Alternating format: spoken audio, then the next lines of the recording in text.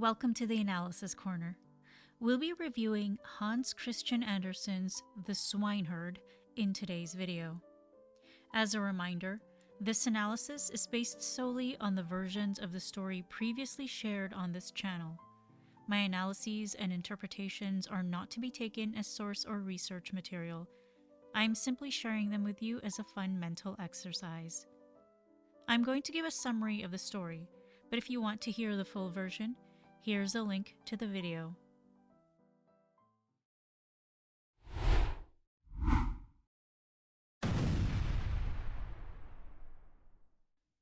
The story starts with a poor prince who rules a small kingdom.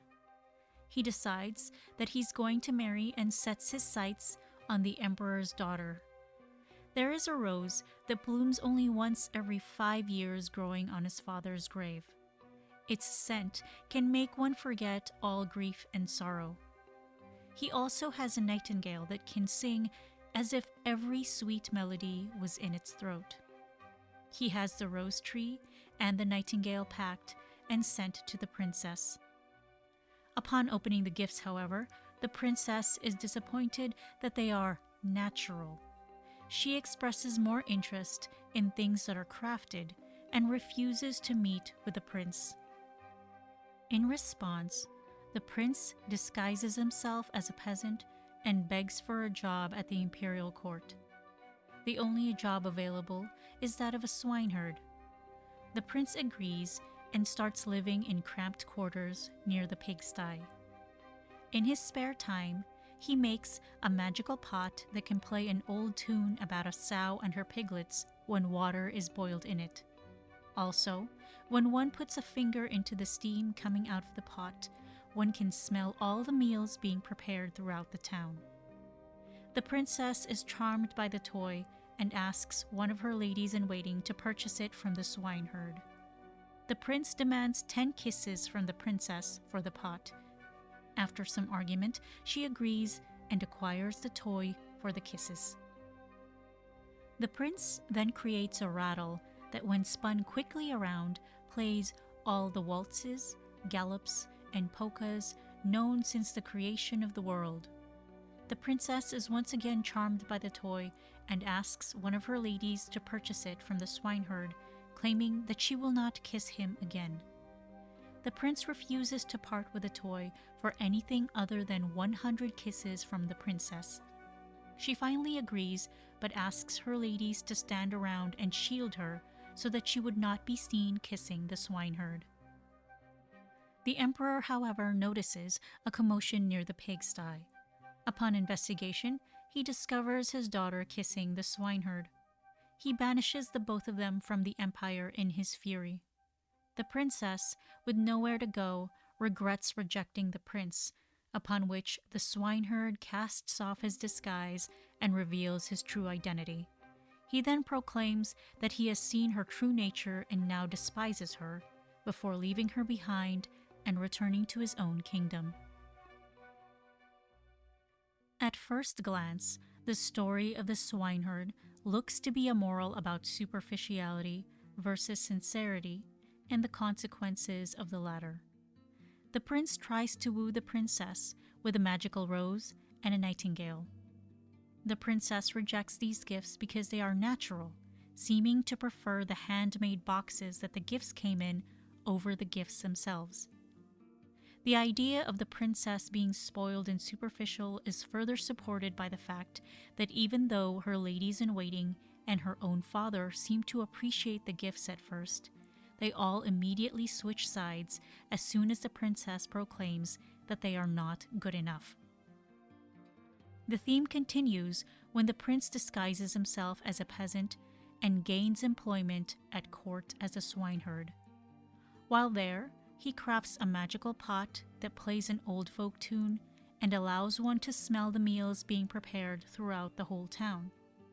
He also makes a rattle that can play all songs ever written. The princess agrees to kiss the disguised prince for each of these toys, resulting in the both of them being kicked out of the empire upon being discovered by the emperor. The prince's final words to the princess are, "I have now learnt to despise you. You refused an honest prince. You did not appreciate the rose and the nightingale, but you did not mind kissing a swineherd for his toys. You have no one but yourself to blame. I don't believe this story is as cut and dried as it seems. The prince calls himself honest, but on closer inspection, he is arrogant, overreaching, and seems to have set the princess up in revenge for rejecting him. At the start of the story, he is described as the poor ruler of a small kingdom.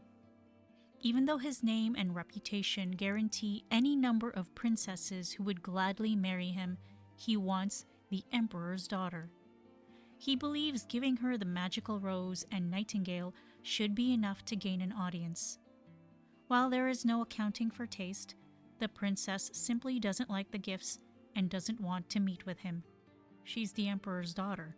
She can do what she wants. The story then says that the prince was not discouraged upon her refusal to meet him, but sneaks into court as a swineherd. His actions do not feel like a continuation of a determined courtship.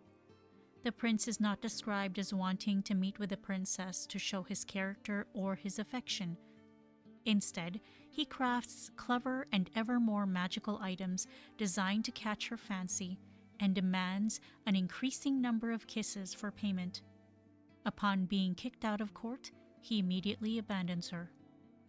The prince is malicious. He claims the rose and nightingale were gifts that were part of an honest suit.